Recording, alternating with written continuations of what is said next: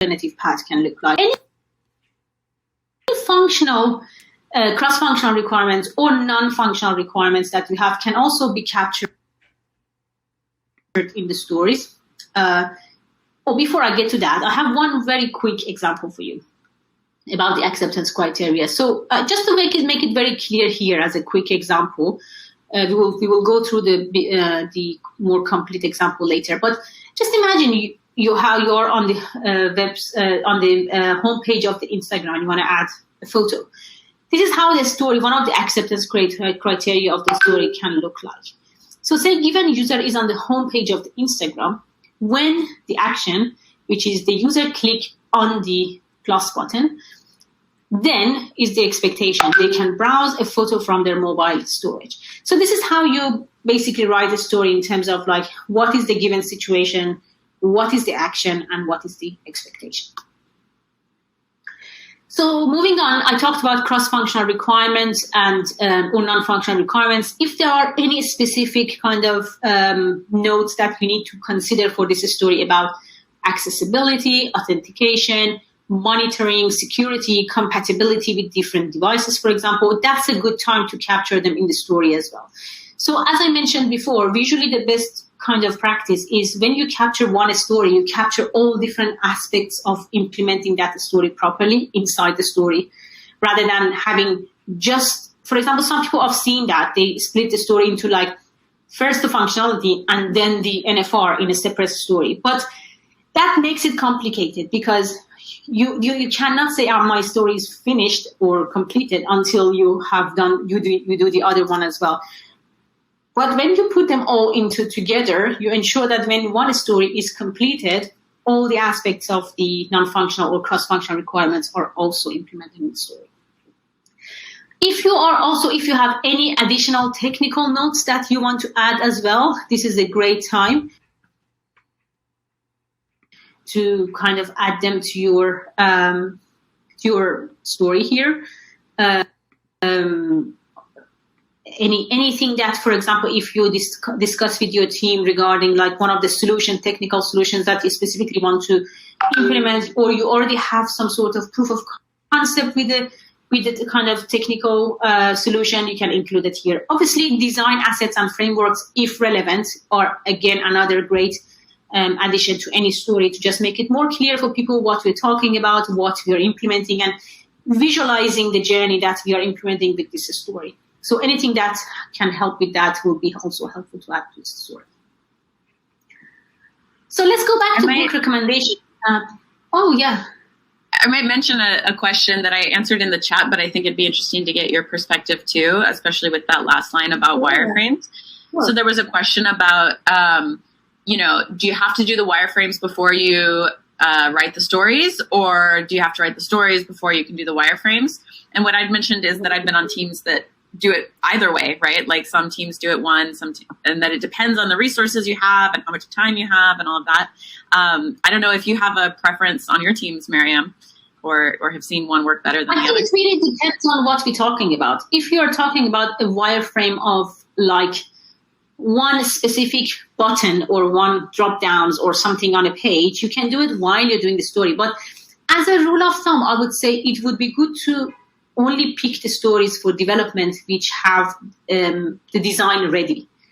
Because, this can create dependencies as well. Designers are designing the stories while developers are waiting for the designer to design the stories. And then we want to avoid waiting time. So waiting time is a waste. So that's why having the design ready, tested with the customers, making sure it's everything working before coming to development is the best way to kind of minimize the waiting time and minimize the waste. Yeah, great point. And maybe a happy medium then is, having like an overarching kind of journey design done before you're starting the stories, but then, potentially working out the details of a drop down or a button or something in the story collaboratively. Exactly. And this is this matter of having conversations over the stories. You can constantly work with most of the time I've seen designers and developers sitting together, working together on a story, on the spot, they are designing something, on the spot they're doing something. So I think this is what about when we talk about collaboration, this is exactly it, to make sure everyone is working together. Great. Going to book recommendation app. Let's write some stories together. So now, if I remind you, this was my MVP. So I have 6 stories in my MVP, and I want to start writing stories for MVP. For my stories that I have in my MVP. So I picked this story, add a new book, and see how it can possibly look like in terms of the content of the story. So the title is add a new book to my list. So for business and customer value, there are different formats. You can use no format and just write down what you think is the value. But the format I recommend is as a I want to so that. It's very clear to understand who you are designing this for or developing this story for, what they want to achieve, and what value they receive. So in the case of book recommendation app, and the story is about adding a new book to my list, this is my business or customer value. As a user of the book recommendation app, I want to be able to add a new book to my list so that I can keep a record of new book that I read and I recommend it to my friends as well. So this is the value we are defining in this story that is purely for users to be able to know what books, to have a record of their books and be able to recommend it to their friends. Next part is to write acceptance criteria. And I mentioned to you, we usually think about 3 paths when you want to write stories. So this is my happy path. Everything goes as exactly expected. So I'll say, given the context, the story, given the user is on the book recommendation app and they click on the add new book and they pick a book from the list. When they click on the add button, then the book is added to their book list. So it's very basic. We are talking about people want to add the book, they search and find it, they click on the ad, and it will be added to their list of the book. Very straightforward and a happy path, as we call it. Now let's think about another acceptance criteria for alternative path. So this is when sorry, did I miss anything? Yeah, sorry, I have this alternative path. So as I said, alternative path is like the happy path hasn't happened. Something else. We need to make sure if the happy path is not happening, what is the alternative path?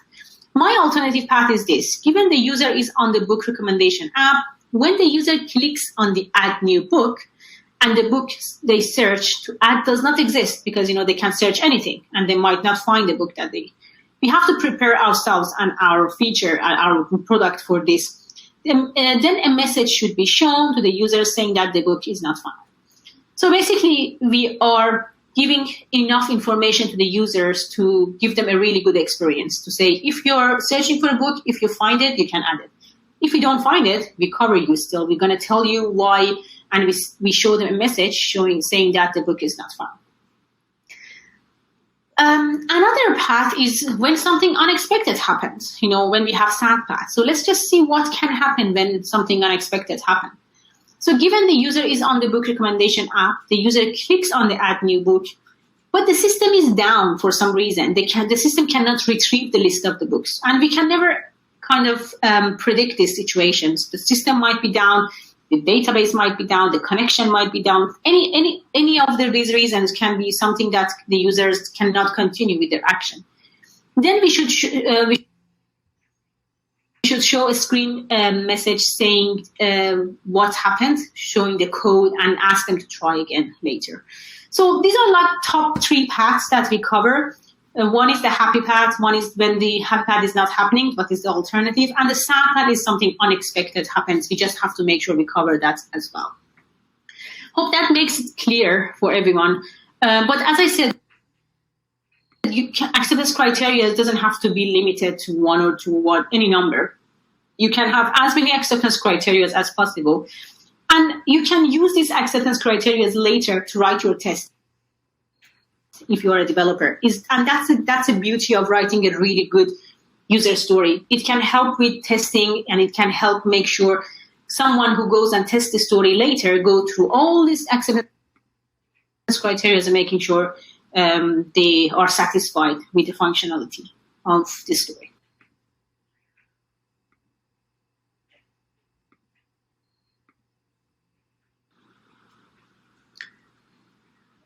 Cool. Before I move on,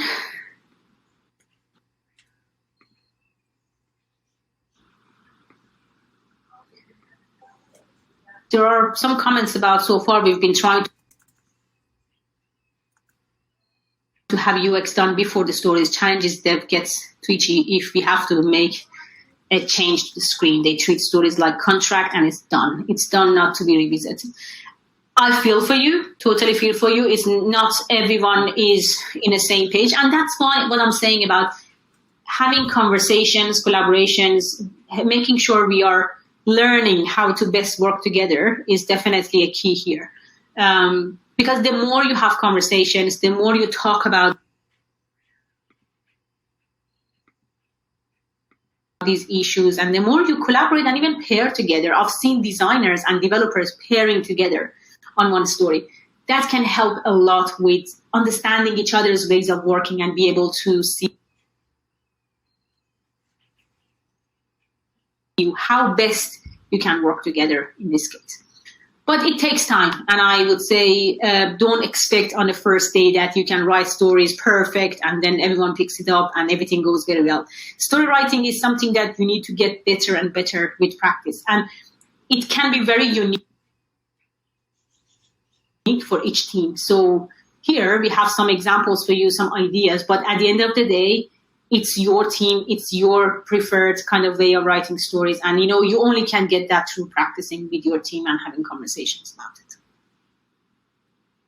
Really well said. Any other questions that I missed?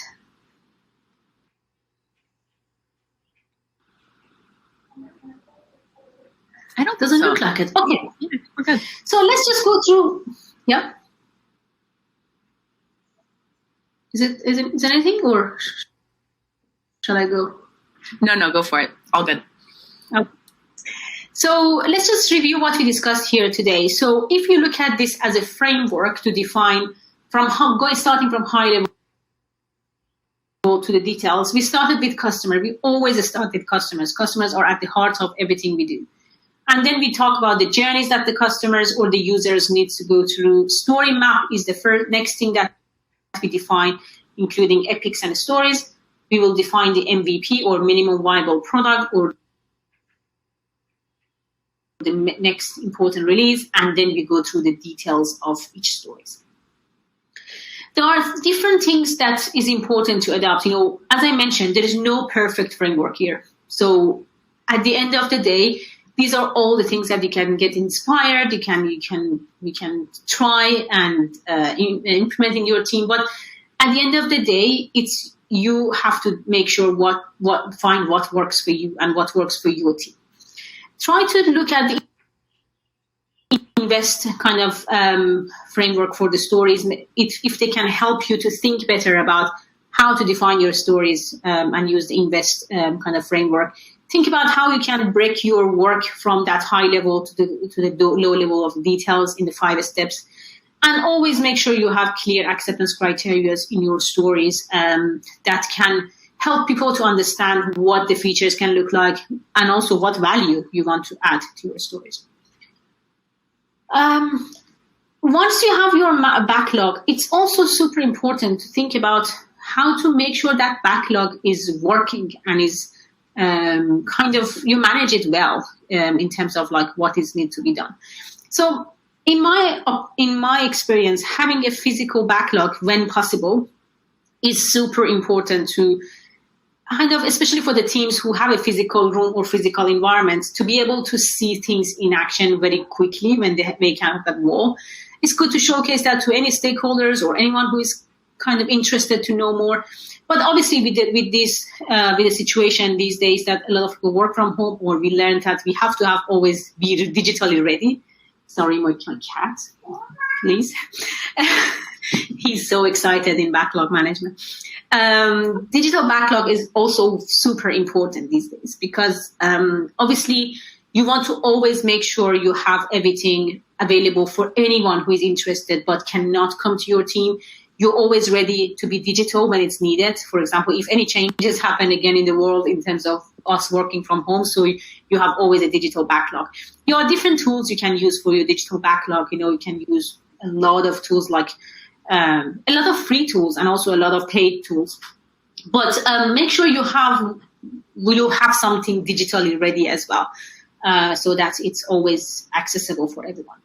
Having a weekly review with your product owner and with your team and with your stakeholders in terms of the stories you have on a wall is super important. As I mentioned at the beginning, stories that you define in the first place are not set on stone. They are not really just those stories. They can change. You might, throughout the development of the throughout the development of your MVP, you might find new kind of data or new information that can tell you maybe some stories are not needed anymore, or you might want to add more stories. So, as I mentioned, this backlog is a live thing. You should always keep it updated, improve it, and make it more clear and more clear. So, having this review every week and talking about what you have achieved so far from the backlog, what you have learned, which might have an impact on the new stories or any of the existing stories, and keeping that up to date all the time is a really key and important activity. And that's also including backlog grooming with the team. Make sure everyone in the team is involved into writing stories, seeing the stories. It's nothing new when someone pick up a story to develop it, because you want to make sure everyone is involved. We have different people in a team with different specialties, with different kind of expertise, and you want to use their expertise into finding what is the right format for the story, what is the right thing to do in the story, and what's the right solution. So that's very important. And when it comes to story writing, I always recommend 3 amigos or 4 amigos, which is including 3 or 4 people who are sitting together and writing the stories. These people can be kind of someone who has the context from the business, could be product manager, could be business analyst. It can be someone who has the context also from the development part of the story, someone from a design perspective, and a QA.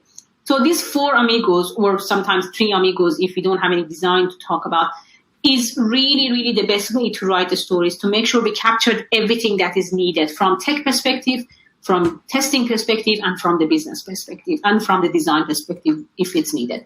So that's my number one recommendation for you. Don't think that writing a story is only responsibility of one person in the team, because it's the more we share the responsibility of the story writing with the whole team, the less work we have later in terms of making sure the story is right, less work later to correct the stories and everything, because we already write the stories with 4 different or 3 different people. So we already have different opinions on the story. And we will have some class activities. It would be good to just go through this if you have time, but if you want to share anything in the chat, I'm sure story management and backlog management and story writing is a topic that is not something that there's one way around it. There are different ways to do it. We all have different experiences. And I personally like to know what is your experience in this area. So tell us what challenges you might you make to how to write stories in the future. How will you get cross-functional feedback to identify what changes would best suit your individual organization? It would be good to know what you got inspired from today to make sure you're implementing your team. And if there's anything that you do that we haven't talked about today, it would be good to share with everyone else in the team so that we can all learn from each other. If you're interested to know